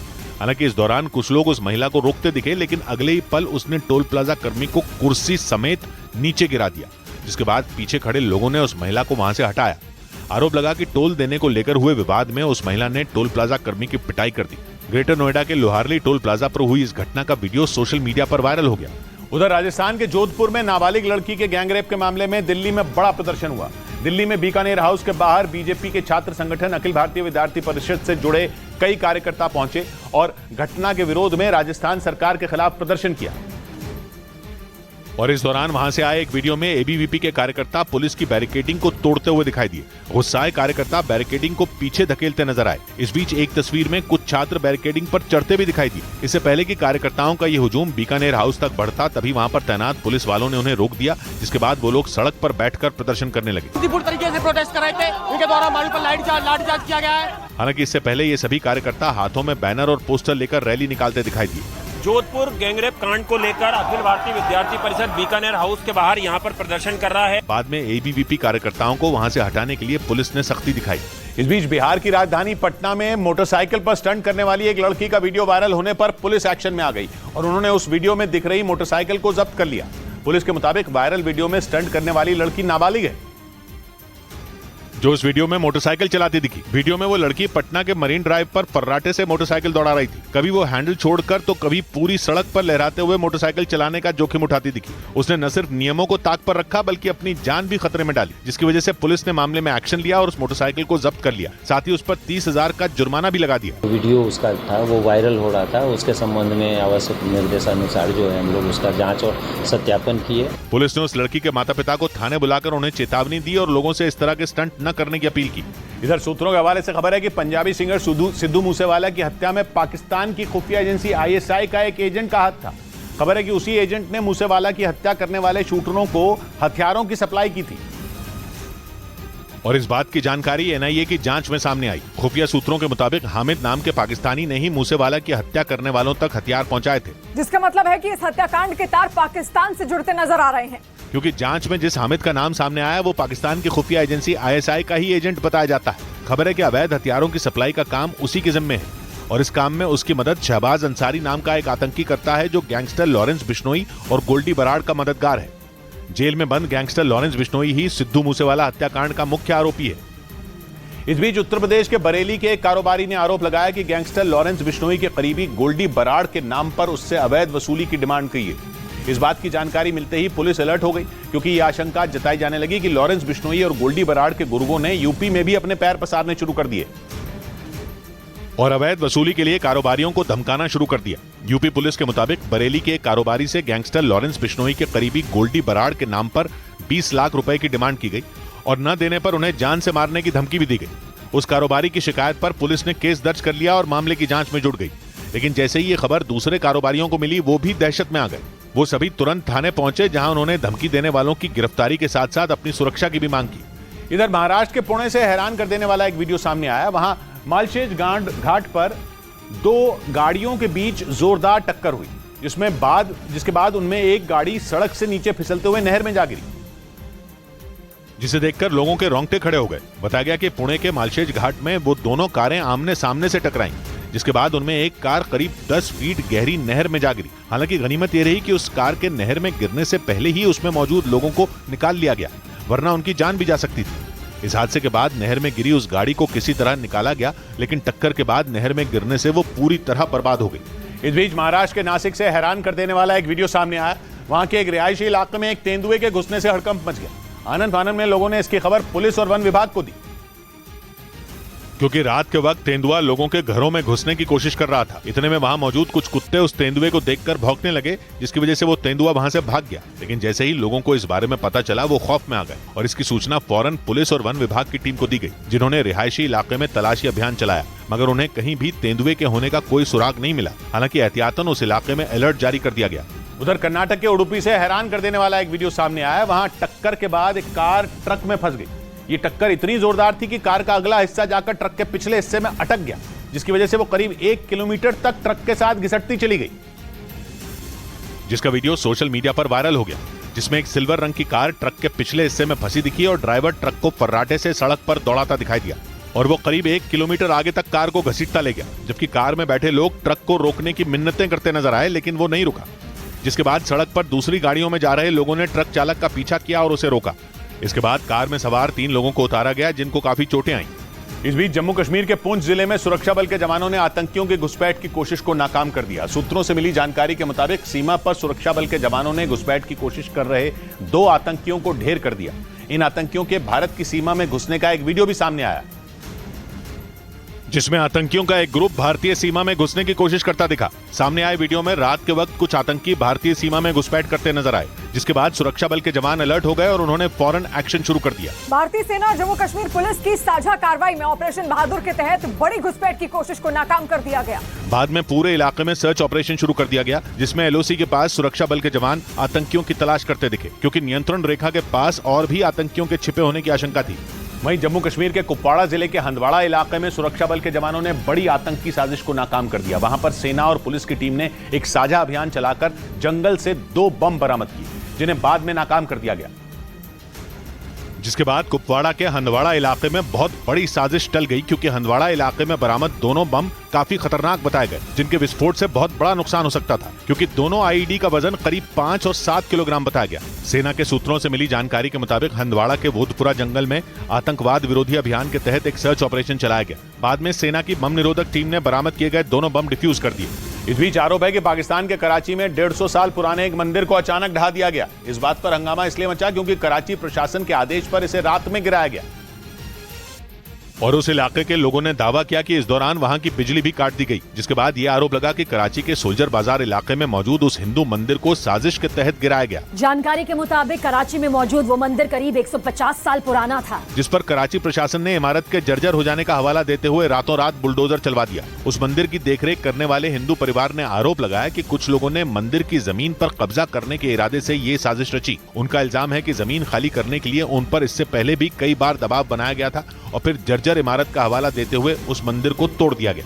उधर पाकिस्तान की सेना ने तालिबान को अंजाम भुगतने की चेतावनी दे डाली है। ऐसा इसलिए क्योंकि पाकिस्तानी मीडिया का मानना है कि टीटीपी यानी तहरीक तालिबान पाकिस्तान नाम का आतंकी संगठन तालिबान के इशारों पर ही काम करता है, जिसने पिछले कुछ महीनों से पाकिस्तान की सेना की नाक में दम कर रखा है। और अभी हफ्ते भर पहले ही पाकिस्तानी सेना पर हुए आत्मघाती हमले की जिम्मेदारी भी टीटीपी ने ही ली थी, जिससे बौखलाए पाकिस्तानी सेना के प्रमुख आसिम मुनीर ने तालिबान को हद में रहने की चेतावनी दे दी। क्योंकि पाकिस्तान का आरोप है कि टीटीपी सिर्फ एक मुखौटा है और उसे चलाने का काम अफगानिस्तान में बैठे तालिबान करते हैं। इसी वजह से आसिम मुनीर ने आरोप लगाया कि तालिबान के इशारों पर ही पाकिस्तान की सेना को निशाना बनाया गया। उन्होंने चेतावनी दी कि सेना पर हुए हमले को पाकिस्तान बर्दाश्त नहीं करेगा और जल्द ही इसका जवाब भी देगा। वहीं पाकिस्तान के मीडिया ने दावा किया कि वहां की सरकार कर्ज कम करने के लिए इस्लामाबाद एयरपोर्ट को ठेके पर दे देगी। दावा किया गया कि कंगाली से जूझ रहे पाकिस्तान की स्थिति इतनी खराब हो गई कि वो अपने हवाई अड्डों का खर्च भी नहीं उठा पा रहा, जिसकी वजह से पाकिस्तान ने इस्लामाबाद एयरपोर्ट को ठेके पर देने का प्लान बनाया, जिसके लिए शहबाज सरकार ने एक टीम भी बना दी जो विदेशी कंपनियों से बात करेगी, क्योंकि पैसे की कमी की वजह से सरकार इस्लामाबाद एयरपोर्ट का खर्चा नहीं उठा पा रही और उसके ठप होने का खतरा मंडराने लगा। पाकिस्तान की मीडिया ने दावा किया कि शहबाज सरकार ने इस्लामाबाद एयरपोर्ट को ठेके पर देने की तैयारी कर ली ताकि एयरपोर्ट का संचालन हो सके और सरकार को भी कुछ फायदा मिल सके। दावा तो यह भी किया गया कि एयरपोर्ट को ठेके पर देने के फैसले के पीछे आर्थिक संकट में फंसे देशों को कर्ज देने वाली संस्था IMF की वो शर्तें हैं जिन्हें पाकिस्तान को नया कर्ज देते समय IMF के अफसरों ने शहबाज सरकार के सामने रखा था। इस बीच पाकिस्तान की मीडिया ने दावा किया कि आर्थिक संकट में फंसे देशों को कर्ज देने वाली संस्था IMF से कर्ज मिलने के बाद पाकिस्तान फिजूल खर्च पर उतर आया। दावा किया गया कि पाकिस्तान में 14 अगस्त को करीब 40 करोड़ रुपए खर्च कर 500 फीट ऊंचा झंडा फहराया जाएगा, जिसका मतलब पाकिस्तान की सरकार कर्ज का पैसा झंडे फहराने पर बर्बाद करेगी। कंगाल पाकिस्तान को IMF ने बड़ी राहत देते हुए $300 करोड़ यानी भारतीय रुपयों में करीब 25,000 करोड़ देने का ऐलान किया। ये कर्ज वैसे तो पाकिस्तान की जनता के लिए होगा, लेकिन पाकिस्तान की आदत कर्ज लेकर भी पीने वाली है। पाकिस्तान के मीडिया के मुताबिक वहां के पंजाब प्रांत की सरकार ने ऐलान किया कि 14 अगस्त को वहां का स्वतंत्रता दिवस मनाने के दौरान 500 फीट का झंडा फहराया जाएगा, जिसकी लागत करीब 40 करोड़ पाकिस्तानी रुपए होगी। यानी IMF से मिले कर्ज के पैसे से पाकिस्तान की सरकार शान शौकत दिखाने की तैयारी में है। उधर जंग के बीच रूस ने यूक्रेन पर रिहायशी इलाके में हमले करने का आरोप लगा दिया। बेलग्रेड के गवर्नर ने दावा किया कि वहां यूक्रेन की सेना ने घातक मिसाइलों की बरसात कर दी, जिससे एक महिला की मौत हो गई, जबकि बमबारी में एक इमारत भी तबाह हो गई। और दावा किया गया कि इस भीषण हमले से रूस का बेलग्रेड दहल उठा, क्योंकि यूक्रेन की फौज ने बड़े हवाई हमले को अंजाम दिया। बेलग्रेड के गवर्नर ने दावा किया कि यूक्रेन ने रूस की सीमा के पास ताकतवर मिसाइलों की बौछार कर दी, जिसमें एक महिला की जान चली गई। वहीं इस हवाई हमले में एक इमारत भी पूरी तरह ध्वस्त हो गई। आरोप है कि रूस की सेना ने बेलग्रेड के भीड़ वाले इलाके में ताबड़तोड़ गोले दागे, जिससे वहां खड़ी गाड़ियां भी इसकी चपेट में आ गई, जबकि हमले के बाद हुए जोरदार धमाके में 2 गाड़ियां तबाह हो गई। लेकिन रूस के इस दावे के खिलाफ यूक्रेन का कोई बयान सामने नहीं आया। इस बीच अमेरिका ने ऐलान किया कि इस वक्त यूक्रेन को F-16 लड़ाकू विमान देना सही नहीं होगा। अमेरिकी सेना के एक बड़े अधिकारी ने दावा किया कि जंग में जिस तरह के हालात बन चुके हैं, ऐसे में यूक्रेन को यह फाइटर जेट देना खतरनाक हो सकता है। लेकिन ये यूक्रेन के लिए किसी बड़े झटके से कम नहीं, क्योंकि ज़ेलेंस्की की फौज F-16 लड़ाकू विमानों का लंबे वक्त से इंतजार कर रही है। जंग की शुरुआत से ही यूक्रेन अमेरिका से इस विमान की मांग कर रहा, ताकि रूस के कब्जे वाले इलाकों को छुड़ाया जा सके। हालांकि यूक्रेन को पहले ही पोलैंड और स्लोवाकिया से MiG-29 लड़ाकू विमान मिल चुके हैं, पर यूक्रेन आधुनिक फाइटर जेट F-16 चाहता है। लेकिन यूक्रेन को अब अमेरिका से बड़ा झटका लगा, क्योंकि अमेरिकी सेना के उस अधिकारी ने साफ कह दिया कि यूक्रेन को अभी F-16 देना सही नहीं होगा। यानी यूक्रेन को इस लड़ाकू विमान के लिए अभी और इंतजार करना पड़ेगा। उधर पश्चिमी मीडिया के मुताबिक रूस ने क्राइमिया के सेवेस्तोपोल शहर पर हुए यूक्रेन के एक बड़े हमले को नाकाम कर दिया। रूस के मुताबिक उसके कब्जे वाले क्राइमिया के सेवेस्तोपोल शहर पर यूक्रेन ने समंदर और आसमान दोनों तरफ से हमला बोला। लेकिन सेवेस्तोपोल को नुकसान पहुंचाने की उसकी कोशिश सफल नहीं हुई, क्योंकि रूस की नौसेना पूरी तरह मुस्तैद थी और जैसे ही उसके जवानों को आसमान में यूक्रेन के ड्रोन दिखाई दिए, उन्होंने भारी गोलाबारी शुरू कर दी। यूक्रेन के ड्रोन पर अटैक का एक वीडियो भी सामने आया, जिसमें दावा किया गया कि ड्रोन को मार गिराने के लिए सेवेस्तोपोल नेवल बेस की तरफ से भारी फायरिंग की गई। रूस ने दावा किया कि यूक्रेन के हमले का जवाब देने के लिए एयर डिफेंस सिस्टम से भी वार किया गया और उससे निकली मिसाइलों ने आसमान में उड़ रहे ड्रोन को मार गिराया। इधर यूपी के मुरादाबाद में एक रेस्टोरेंट पर सावन महीने में मीट पकाने का आरोप लगाकर भगवा रक्षा वाहिनी नाम के एक संगठन के लोगों ने जमकर हंगामा कर दिया और उन्होंने उसे जबरन बंद करवा दिया, क्योंकि उनका आरोप था कि उस रेस्टोरेंट में सावन के महीने में मांस पकाया जा रहा था। जिसके बाद उन लोगों का गुस्सा भड़क गया और उन्होंने उस रेस्टोरेंट में जबरन घुसकर वहां की रसोई खुलवाई और वहां रखे तमाम बर्तनों की तलाशी ली। उन्होंने वहां पक रहे खाने का वीडियो भी बनाया।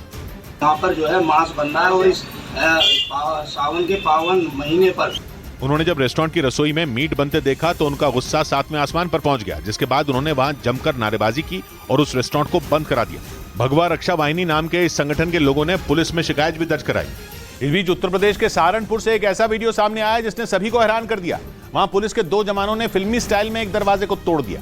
बताया गया कि पत्नी से झगड़े के बाद एक आदमी ने खुद को एक कमरे में बंद कर लिया, जिसके बाद दोनों पुलिस वालों ने दरवाजा खुलवाने की कोशिश शुरू कर दी। पहले कंधे से धकेल कर दरवाजा तोड़ने की कोशिश की गई, फिर जोर से लात मार कर दरवाजा तोड़ने की कोशिश हुई। एक एक कर दोनों पुलिस वाले अपने अपने तरीके से दरवाजा तोड़ने की कोशिश करते रहे। बात नहीं बनी तो दोनों ने एक साथ लात मारने का फैसला किया। ये तरकीब काम आई और इस बार दोनों के एक साथ दम लगाने से दरवाजा टूट गया। इसके बाद जो हुआ, ब्रेक के बाद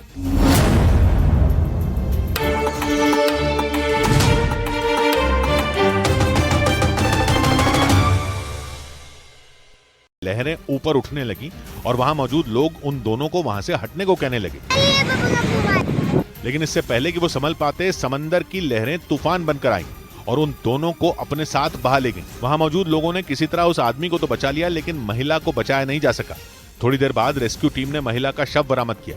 उधर हिमाचल प्रदेश के मंडी से डराने वाला एक वीडियो सामने आया, जिसमें एक बड़ी चट्टान अचानक मनाली नेशनल हाईवे पर मलबा हटा रही एक मशीन पर गिर गई, जिसकी वजह से मनाली नेशनल हाईवे फिर से बंद करना पड़ा। उसका जो वीडियो सामने आया उसमें वो मशीन वहां से मलबा साफ कर रही थी।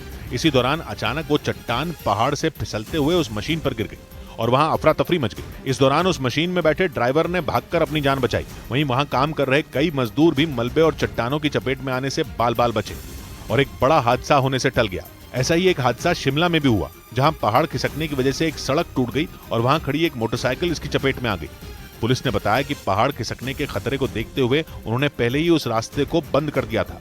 वहीं हिमाचल प्रदेश के कुल्लू में बादल फटने से दहशत मच गई। वहां बादल फटने के बाद काईस इलाके में ऐसी तबाही आई कि सारा शहर पानी पानी हो गया। काईस से आए एक वीडियो में चारों तरफ सिर्फ और सिर्फ तबाही दिखाई दी, क्योंकि बादल फटने से वहां की नदी में ऐसा उफान आया कि वो नदी शहर में घुस आई। सड़कों पर पानी का बहाव देखकर लगा मानो कोई डैम फूट पड़ा हो। जानकारी के मुताबिक कुल्लू के काईस इलाके में बादल फटने की घटना रात में करीब 2:30 बजे हुई, जिसके बाद बरसाती नालों पर बने कई पुल बह गए। इस हादसे की वजह से काईस में एक व्यक्ति की मौत हो गई, 3 लोग घायल बताए गए। क्योंकि बादल फटने से वहां ऐसा सैलाब आया कि सारा शहर तालाब में बदल गया। कुछ इलाकों में तो पानी के गुजरने के बाद भी तबाही के निशान नजर आए। वहां सड़कों पर मलबा जमा हो गया, जिसमें कई गाड़ियां फंसी नजर आईं। और हिमाचल प्रदेश में बादलों ने ऐसी तबाही बीते 1 महीने से मचा रखी है। राज्य आपदा प्रबंधन विभाग की तरफ से जारी आंकड़ों के मुताबिक 24 जून से अब तक हिमाचल प्रदेश में बाढ़ और बारिश ने 100 से ज्यादा लोगों की जान ले ली। और लगातार हुई बारिश और बाढ़ की वजह से राज्य के कई जिले तबाह हो गए। उफनती नदियों के पानी ने ऐसा कहर बरपाया कि बड़े बड़े पुल तिनके की तरह बह गए। राज्य आपदा प्रबंधन विभाग के मुताबिक हिमाचल में बाढ़ और बारिश से 24 जून के बाद 117 से ज्यादा लोगों की मौत हो गई, जबकि 121 से ज्यादा लोग जख्मी हो गए। कुल्लू जिले में सबसे ज्यादा 31 मौतें, शिमला में 28 और चंबा में 12 लोगों की मौत हुई। राज्य के 481 से ज्यादा घर पूरी तरह तबाह हो गए। वहीं 900 से ज्यादा गौशालाएं और 130 दुकानें बाढ़ में बर्बाद हो गई। हालांकि खतरा टला नहीं है, क्योंकि मौसम विभाग ने फिर से हिमाचल के 5 जिलों चंबा, कांगड़ा, सिरमौर, शिमला और कुल्लू में भारी बारिश का रेड अलर्ट जारी कर दिया। उधर हिमाचल प्रदेश के सोलन से डरा देने वाला एक वीडियो सामने आया, जहां लहरों के बीच फंसे एक बच्चे और एक आदमी को पुलिस ने क्रेन के जरिए निकाल लिया। बताया गया कि भारी बारिश की वजह से वहां की एक नदी पर उफान आ गई और वो बच्चा और आदमी उस नदी के बीचों बीच फंस गए, जिन्हें पुलिस ने क्रेन की मदद से बाहर निकाला। इसका जो वीडियो सामने आया उसमें दोनों उस नदी के बीच में एक पत्थर पर खड़े नजर आए, जिनके रेस्क्यू के लिए 2 दमकल कर्मियों को क्रेन के जरिए नदी में उतारा गया, जिन्होंने उन दोनों की तरफ एक रस्सी फेंकी और उन्हें अपनी तरफ खींचा, जिसके बाद वो दोनों रस्सी को पकड़कर नदी में तैरते हुए उस क्रेन पर चढ़ गए और सुरक्षित बाहर आ गए। इस रेस्क्यू ऑपरेशन के दौरान वहां लोगों की भीड़ जमा हो गई। ऐसे में पुलिस ने लोगों से नदी और नालों से दूर रहने की अपील की। इस बीच गोवा में दूधसागर झरना देखने पहुंचे कुछ सैलानियों से पुलिस ने उठक बैठक करवाई। बताया गया कि सैकड़ों की तादाद में लोग वो झरना देखने पहुंचे थे, लेकिन पुलिस ने सुरक्षा कारणों से उन्हें रोक दिया। लेकिन उनमें कुछ लोग इसका विरोध करने लगे और रेलवे ट्रैक जाम कर दिया। इस घटना का एक वीडियो भी सामने आया, जिसमें कुछ लोग उठक बैठक करते दिखे। ये सभी लोग दूधसागर झरना देखने आए थे, जो पणजी से 60 किलोमीटर दूर गोवा कर्नाटक के बॉर्डर पर है। पुलिस के मुताबिक मानसून के बीच ट्रैकिंग से हादसों का खतरा बढ़ जाता है, इसी वजह से इस दौरान झरने पर जाने की मनाही थी। इसके बावजूद सैकड़ों पर्यटक वहां पहुंच गए और ट्रैकिंग कर झरने तक जाने की जिद करने लगे, लेकिन पुलिस ने उन्हें आगे बढ़ने से रोक दिया, जिसके बाद कुछ पर्यटकों ने पास से गुजर रहा रेलवे ट्रैक जाम कर दिया और पुलिस ने उन्हें सबक सिखाने के लिए उनसे उठक बैठक करवाई। इधर उत्तराखंड के पूर्व मुख्यमंत्री हरीश रावत ने रुड़की में जलभराव के खिलाफ अनोखा विरोध प्रदर्शन किया। लगातार हुई भारी बारिश की वजह से रुड़की के रिहायशी इलाकों में पानी भर गया, जिसके बाद हरीश रावत अपने कार्यकर्ताओं के साथ सिविल लाइंस इलाके में पहुंच गए और विरोध जताते हुए जलभराव में ही बैठकर प्रदर्शन करते नजर आए। उत्तराखंड के पूर्व मुख्यमंत्री हरीश रावत के साथ बड़ी संख्या में कांग्रेस के कार्यकर्ता भी वहां मौजूद रहे। उत्तराखंड के रुड़की समेत कई इलाकों में लगातार हुई तेज बारिश की वजह से सड़कें डूब गईं और कई जगह घुटनों तक पानी भर गया। जिसके बाद वहां से पानी की निकासी न होने से कांग्रेस ने प्रशासन के खिलाफ मोर्चा खोल दिया। इस बीच हरीश रावत ट्रैक्टर के जरिए रुड़की के सिविल लाइंस इलाके में पहुंचे और वहां जल भराव के बीच धरने पर बैठ गए। मैं तब तक बैठ जाऊंगा यहाँ जब तक कोई परमानेंट जो है सॉल्यूशन नहीं निकाला। वहीं इस दौरान हरीश रावत ने प्रशासन पर लोगों को परेशानी में डालने का आरोप लगा दिया। उधर जम्मू कश्मीर के पुलवामा में लगातार हो रही बारिश के बीच बादल फटने से हालात काफी डरावने हो गए। नदी नालों में अचानक बाढ़ आने से कई इलाके पानी में डूब गए। वहां बाढ़ की वजह से मची दहशत का एक वीडियो भी सामने आया, जिसमें नदी में तेज रफ्तार से पानी बहता दिखाई दिया, जबकि पानी की तेज धार में कई गायें नदी के बीचों बीच फंसी नजर आईं, जो किसी भी पल सैलाब में बह सकती थी, क्योंकि पानी इतनी रफ्तार से बह रहा था जो कुछ भी अपने साथ बहा ले जाए। सैलाब के बीच अपनी गायों को फंसा देख एक महिला रोते हुए उन्हें बचाने की गुहार लगाती दिखाई पड़ी, लेकिन किसी में इतनी हिम्मत नहीं हुई कि वो पानी में उतरकर उन्हें बचा सके। वहां लगातार जोरदार बारिश होने और बादल फटने से मध्य प्रदेश के रायसेन में कुछ ही घंटों में इतनी बारिश हुई कि एक पहाड़ी नाले में अचानक सैलाब आ गया, जिससे वहां कई लोग फंस गए। पानी के तेज बहाव में बहकर एक आदमी की मौत हो गई, जिसका एक खौफ से भर देने वाला वीडियो भी सामने आया। वहां फंसे बाकी लोगों को बहुत मुश्किल से बचाया गया,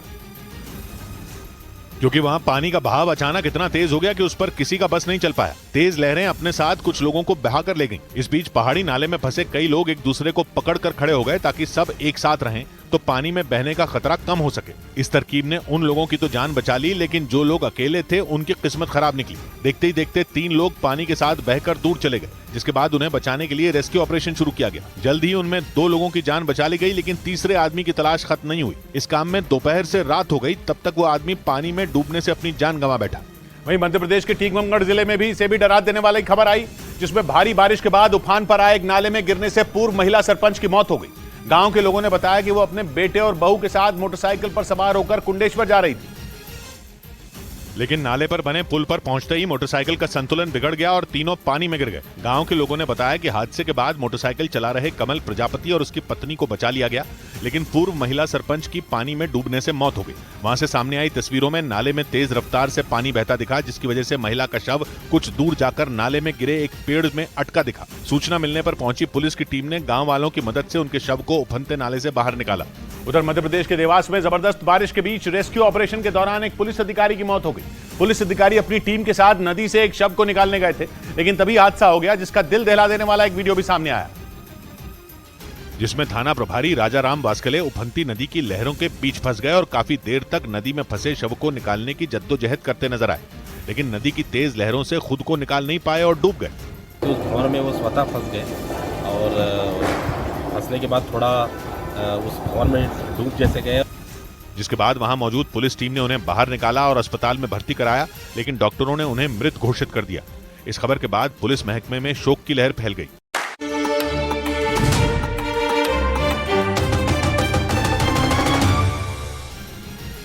ब्रेकिंग न्यूज आ रही है इजराइल से। वहां बेंजामिन नेतन्याहू सरकार के न्यायिक सुधार बिल के खिलाफ लोगों ने कई शहरों में प्रदर्शन और तेज कर दिया है। यरूशलेम में प्रदर्शनकारियों ने राष्ट्रपति भवन को ही घेर लिया, जबकि तेल अवीव में हजारों लोग जोरदार प्रदर्शन कर रहे हैं। वहां प्रदर्शनकारियों को शांत कराने के लिए पुलिस वालों ने पूरी ताकत झोंक रखी है। प्रदर्शनकारी किसी की नहीं सुन रहे।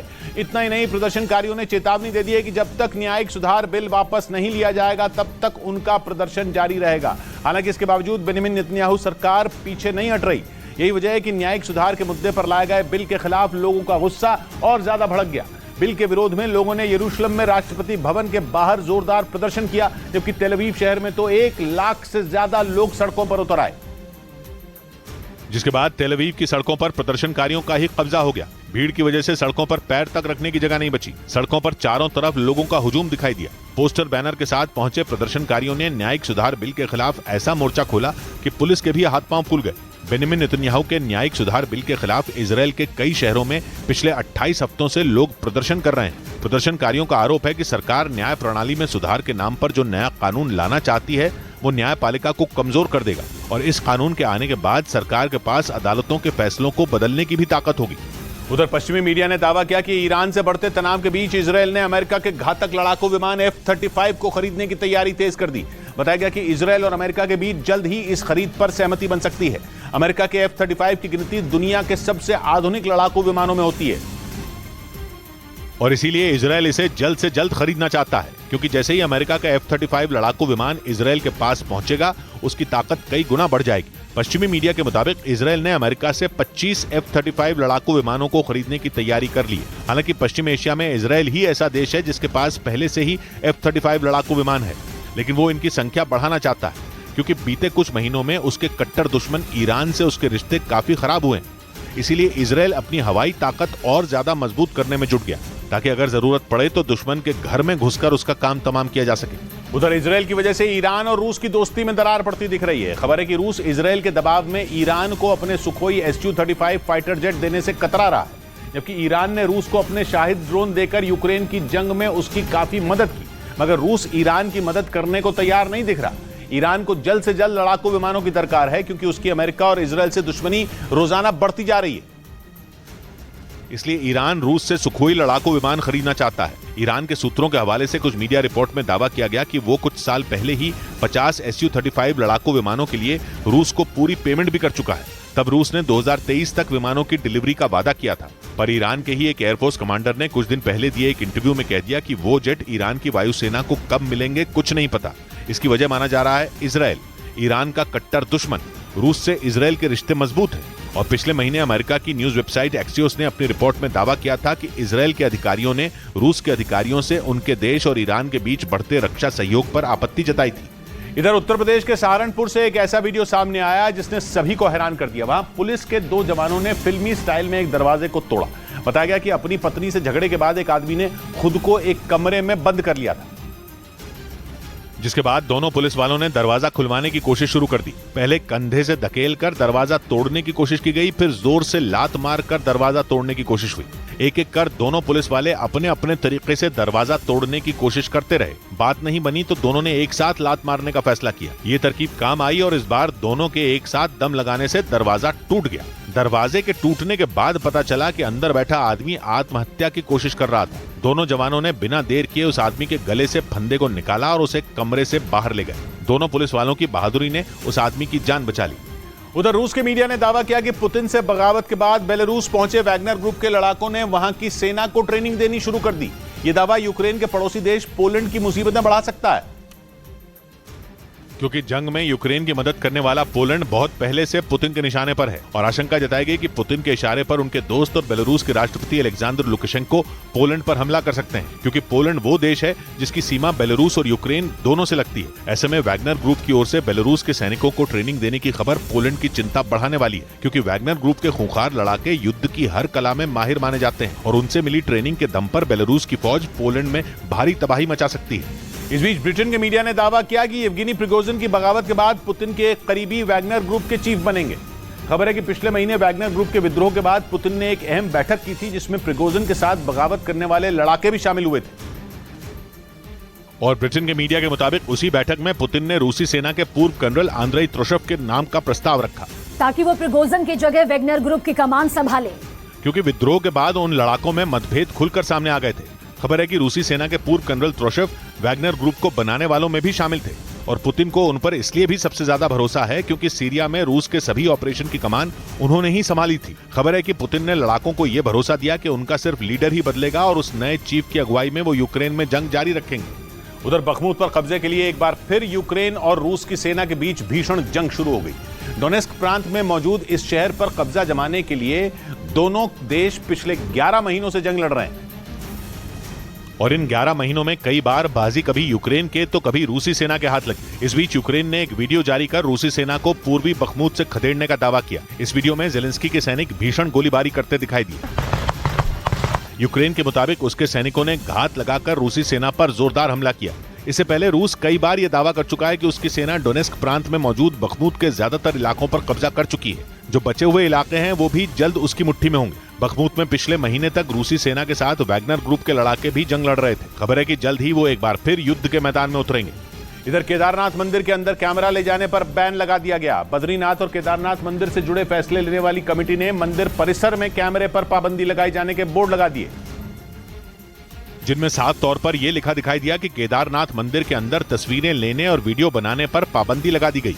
ऐसा इसलिए क्योंकि पिछले कई महीनों में कुछ लोगों पर मंदिर के गर्भगृह में न सिर्फ तस्वीरें लेने बल्कि वीडियो बनाने के आरोप लगे, जिसके बाद मंदिर कमेटी ने मंदिर के अंदर कैमरे के इस्तेमाल पर पाबंदी लगा दी। साथ ही ये चेतावनी भी जारी कर दी कि अगर कोई मंदिर में तस्वीरें लेता या रील्स बनाता पाया गया तो उस पर कार्रवाई की जाएगी। इस बीच राजस्थान के कोटा में मेडिकल कॉलेज में दाखिले की परीक्षा की तैयारी करने आए एक छात्र का संदिग्ध हालत में शव मिलने से हड़कंप मच गया। पुलिस के मुताबिक वो लड़का कोटा के जवाहर नगर इलाके में एक हॉस्टल में रह रहा था, जहां उसका शव फंदे से लटका मिला। लेकिन पुलिस को वहां से कोई सुसाइड नोट नहीं मिला। पुलिस के मुताबिक पुष्पेंद्र सिंह नाम के उस छात्र का शव हॉस्टल के कमरे में फंदे से लटकता हुआ मिला। राजस्थान के जालौर का रहने वाला पुष्पेंद्र करीब एक हफ्ते पहले ही कोटा पहुंचा था और जवाहर नगर इलाके में अपने चचेरे भाई के साथ नीट परीक्षा की तैयारी कर रहा था, लेकिन हफ्ते भर बाद ही उसकी मौत हो गई। पुलिस छात्र की मौत के पीछे की वजहों की जांच में जुट गई। जानकारी के मुताबिक इस साल अब तक कोटा में मेडिकल और इंजीनियरिंग की तैयारी करने आए 17 छात्र अपनी जान ले चुके हैं। वहीं शेयर मार्केट में शुक्रवार को बनी तेजी सोमवार को भी जारी रही। सेंसेक्स और निफ्टी दोनों ने ही ऊंचाई का नया रिकॉर्ड बना दिया। इस दौरान ज्यादातर इंडेक्स हरे निशान पर कारोबार करते रहे और बाजार बंद होने के वक्त बॉम्बे स्टॉक एक्सचेंज का सेंसेक्स इतिहास में पहली बार 66,589 पर बंद हुआ। सेंसेक्स ने 529 अंकों की छलांग लगाई, जबकि निफ्टी भी 147 अंक चढ़कर 19,711 पर बंद हुआ। निफ्टी ने पहली बार 19,700 के स्तर को पार किया। बाजार में जमकर हुई खरीदारी की वजह से बीएसई का मार्केट कैपिटलाइजेशन एक ही दिन में 5 लाख करोड़ रुपए बढ़ गया। सबसे ज्यादा तेजी बैंकिंग शेयरों में दर्ज की गई। उधर रूस के विदेश मंत्रालय की प्रवक्ता ने दावा किया कि यूक्रेन का पड़ोसी देश पोलैंड उसके पश्चिमी हिस्सों पर कब्जा करना चाहता है। इतना ही नहीं, उनके मुताबिक यूक्रेन को इसी वजह से नेटो की सदस्यता भी नहीं दी जा रही, ताकि जब रूस के खिलाफ लड़ाई में यूक्रेन कमजोर पड़े तो उसके पश्चिमी इलाकों पर पोलैंड कब्जा जमा सके। रूस के विदेश मंत्रालय की प्रवक्ता मारिया ज़खारोवा के मुताबिक यूक्रेन के पड़ोसी पोलैंड की नजर उसके पश्चिमी इलाकों पर है और उन्हें हासिल करने के लिए पोलैंड यूक्रेन पर हमला भी कर सकता है। मारिया ज़खारोवा के मुताबिक इसीलिए यूक्रेन को नेटो में शामिल नहीं किया जा रहा, क्योंकि अगर यूक्रेन नेटो का सदस्य बन गया तो पोलैंड उसके इलाकों पर कब्जा नहीं कर पाएगा। इस बीच पश्चिमी मीडिया ने दावा किया कि रूसी फौज पुरानी बख्तरबंद गाड़ियों को खतरनाक बम में बदल कर यूक्रेन पर हमले बोल रही है। बताया गया कि रूस के सैनिक पुरानी बख्तरबंद गाड़ियों में कई टन विस्फोटक भरकर उनमें धमाके कर रहे हैं, जिसकी वजह से यूक्रेन की मुश्किलें बढ़ गई, क्योंकि पहले ही पुतिन की फौज खतरनाक हथियारों से जेलेंस्की की सेना पर हमले का कोई मौका नहीं छोड़ रही। पश्चिमी मीडिया के मुताबिक रूस के जवान पुरानी बख्तरबंद गाड़ियों को किसी बम की तरह इस्तेमाल कर रहे हैं। बताया गया कि वो बख्तरबंद गाड़ियों में कई टन विस्फोटक भरकर उन्हें दुश्मन के इलाकों में छोड़कर वहां से फरार हो जाते हैं, लेकिन जैसे ही कोई उनके अंदर घुसने की कोशिश करता है उनमें धमाका हो जाता है। खबर के मुताबिक पुतिन की फौज डोनेट्स्क के कई इलाकों में इस तरह से यूक्रेन के सैनिकों को निशाना बना रही है। इधर मध्य प्रदेश के भिंड से मारपीट का हैरान कर देने वाला एक वीडियो सामने आया। आरोप है कि वहां सोशल मीडिया पर पोस्ट करने को लेकर 2 लड़कों की पिटाई कर दी गई, जिसका वीडियो सोशल मीडिया पर वायरल हो गया। सामने आए वीडियो में एक लड़का दूसरे लड़के को डंडे से पीटता नजर आया। इस दौरान वो लड़का लगातार बचने के लिए पीछे हटता रहा, लेकिन इसके बावजूद उस लड़के ने उसे नहीं छोड़ा। डंडे से पिटाई करने के बाद दोनों लड़कों ने उन लड़कों को मुर्गा भी बनाया, लेकिन मुर्गा बनाने के बाद भी वो उन दोनों पर डंडे बरसाते रहे। बताया गया कि लड़कों के बीच सोशल मीडिया पर पोस्ट डालने को लेकर एक विवाद हुआ था, जो इतना बढ़ गया कि बात मारपीट तक पहुंच गई। हालांकि जैसे ही इसकी जानकारी पुलिस को मिली, पुलिस ने दोनों आरोपियों को हिरासत में लेकर पूछताछ शुरू कर दी। इस बीच यूरेशियन टाइम्स नाम की वेबसाइट के मुताबिक यूक्रेन को जल्द ही ताइवान का हॉक मिसाइल सिस्टम मिल सकता है। अमेरिका ने चीन के खतरों से निपटने के लिए ताइवान को यह मिसाइल सिस्टम दिया था, लेकिन यूरेशियन टाइम्स की रिपोर्ट के मुताबिक अमेरिका अब हॉक मिसाइल सिस्टम ताइवान से लेकर उन्हें यूक्रेन भेजेगा, ताकि यूक्रेन की सेना रूस के ड्रोन हमलों का मुंह तोड़ जवाब दे पाए। क्योंकि हॉक मिसाइल सिस्टम ड्रोन के लिए काल माने जाते हैं और वो 100 किलोमीटर की दूरी तक अपने टारगेट को ट्रैक कर सकते हैं, और जैसे ही दुश्मन 45 किलोमीटर की रेंज में पहुंचता है उसे हमला कर तबाह कर देते हैं। रिपोर्ट के मुताबिक ताइवान ने अपनी सरहदों को सुरक्षित करने के लिए अपने यहाँ बनाई हुई स्काईबो मिसाइलों को तैनात कर दिया है, इसीलिए वो अमेरिका को हॉक मिसाइल सिस्टम वापस देने के लिए तैयार हो गया। उधर पश्चिमी मीडिया के मुताबिक जापान ने यूक्रेन को ड्रोन डिटेक्शन सिस्टम देने की तैयारी कर ली। ये सिस्टम आसमान में उड़ रहे ड्रोन की कई किलोमीटर पहले ही पहचान करने में सक्षम होता है, जिसकी वजह से दुश्मन की ओर से छोड़े गए ड्रोन को टारगेट पर हिट करने से पहले ही तबाह किया जा सकता है। रूस यूक्रेन जंग में दोनों ही देश ड्रोन का जमकर इस्तेमाल कर रहे हैं। पश्चिमी मीडिया के मुताबिक रूसी फौज के ताबड़तोड़ ड्रोन हमलों ने यूक्रेन की नाक में दम कर रखा है। ऐसे में दावा किया गया कि जापान का ड्रोन डिटेक्शन सिस्टम यूक्रेन की मुसीबतें कम कर सकता है, क्योंकि ये सिस्टम हवा में उड़ रहे ड्रोन की पहचान रेडार से भी बेहतर तरीके से कर सकता है। ऐसा इसलिए क्योंकि ड्रोन डिटेक्शन सिस्टम दुश्मन के ड्रोन को उसकी आवाज से ढूंढ निकालता है, जबकि रेडार सिस्टम हवा में छोड़े गए ड्रोन की पहचान उसके आकार से करता है। इधर रूस के मीडिया ने दावा किया कि जंग जीतने के लिए पुतिन ने पश्चिमी देशों से यूक्रेन को मिले टैंकों के खात्मे का ऐलान कर दिया। जंग की शुरुआत से ही यूक्रेन को कई देशों ने आधुनिक टैंकों की मदद भेजी, जिनके दम पर यूक्रेन की सेना ने रूसी फौज को मुंहतोड़ जवाब दिया। लेकिन अब पुतिन के सब्र का बांध टूट गया। रूस के मीडिया के मुताबिक पुतिन ने इस बार साफ कह दिया कि उनकी सेना पश्चिमी देशों के टैंकों का नामो निशान मिटा देगी। इतना ही नहीं, बताया गया कि पुतिन ने नेटो को भी धमकी दे डाली। नेटो के सदस्य देश यूक्रेन को लगातार हथियारों की मदद भेज रहे हैं, इसलिए जेलेंस्की की सेना रूसी फौज को मुंहतोड़ जवाब देने से पीछे नहीं हट रही। ब्रिटेन ने यूक्रेन को जहां लेपर्ड टैंक दिए, वहीं अमेरिका से मिले एब्रम्स टैंक भी पुतिन की सेना के लिए काल साबित हुए। खबर के मुताबिक इसीलिए पुतिन की सेना हर हाल में इन टैंकों का खात्मा चाहती है। उधर तुर्की के जंगलों में आग ने तांडव मचा दिया, जिसके बाद वहां की रेस्क्यू टीम ने आग पर काबू पाने की हर मुमकिन कोशिश की, लेकिन आग इतनी भीषण थी कि उसने 7 घर और 4 गाड़ियों को अपनी चपेट में ले लिया। और देखते ही देखते तुर्की के चनकले प्रांत के उस जंगल में लगी आग ने विकराल रूप ले लिया और जो तस्वीरें आई उनमें घने जंगल के बीच आग के शोले धधकते दिखे। आग की वजह से उठते काले धुएं के पार आसमान देख पाना नामुमकिन हो गया। वहां लगी आग की ऊंची ऊंची लपटों ने 7 घरों को भी अपनी चपेट में ले लिया और 4 गाड़ियां भी आग की भेंट चढ़ गईं।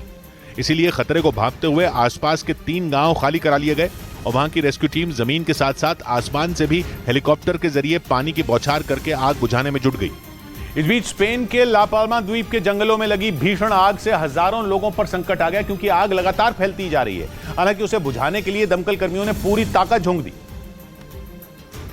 लेकिन आग को बुझाया नहीं जा सका। ला पाल्मा द्वीप के जंगलों में लगी आग लगातार भीषण होती जा रही है। आग के तांडव मचाने का जो वीडियो सामने आया उसमें जंगल में तेज लपटें चारों तरफ उठती दिखाई पड़ी, जबकि लपटों से निकलने वाला धुआं कई किलोमीटर तक फैला नजर आया। वहां लगी आग को बुझाने के लिए हेलीकॉप्टर की भी मदद ली गई, लेकिन इसके बावजूद आग को बुझाया नहीं जा सका। हालात ऐसे बन गए कि जंगल के पास रहने वाले करीब 4000 लोगों को वहां से सुरक्षित जगहों पर पहुंचाया गया, जबकि आग की चपेट में आने से करीब 13 घर जलकर राख हो गए। इधर उत्तर प्रदेश के हमीरपुर से मारपीट का एक ऐसा वीडियो सामने आया जिसने सबको हैरान कर दिया। वहां मामूली विवाद में 2 पक्षों में जमकर डंडे चले, जिसका वीडियो सोशल मीडिया पर वायरल हो गया, जिसमें दोनों पक्ष एक दूसरे पर डंडों से हमला करते नजर आए। उन्हें देखकर ऐसा लगा वो एक दूसरे के खून के प्यासे हों। हालांकि इस दौरान कुछ लोगों ने बीच बचाव करने की भी कोशिश की, लेकिन सारी कोशिशें धरी की धरी रह गई, क्योंकि मारपीट शांत होने के बजाय और ज्यादा बढ़ गई। पुरुषों के साथ महिलाओं ने भी डंडों से एक दूसरे पर हमले करने शुरू कर दिए, जिसके बाद वहां माहौल किसी जंग के अखाड़े की तरह बन गया। जिसके हाथ में जो आया उसने सामने वाले पर उसी से हमला कर दिया। मामूली विवाद में शुरू हुई मारपीट में कई महिलाओं को चोट आई।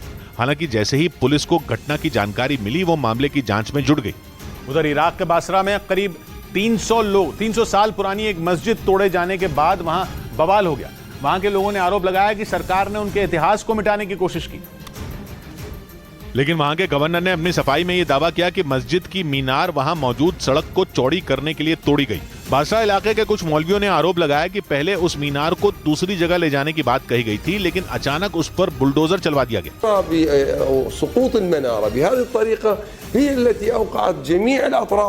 बताया गया कि इराक के बासरा में मौजूद उस मस्जिद की वो मीनार करीब 36 फीट ऊंची थी, जिसे 1727 में बनाया गया था, लेकिन वहां के गवर्नर के आदेश पर उस मस्जिद को रातों रात तोड़ दिया गया, जिसके बाद वहां बवाल मच गया।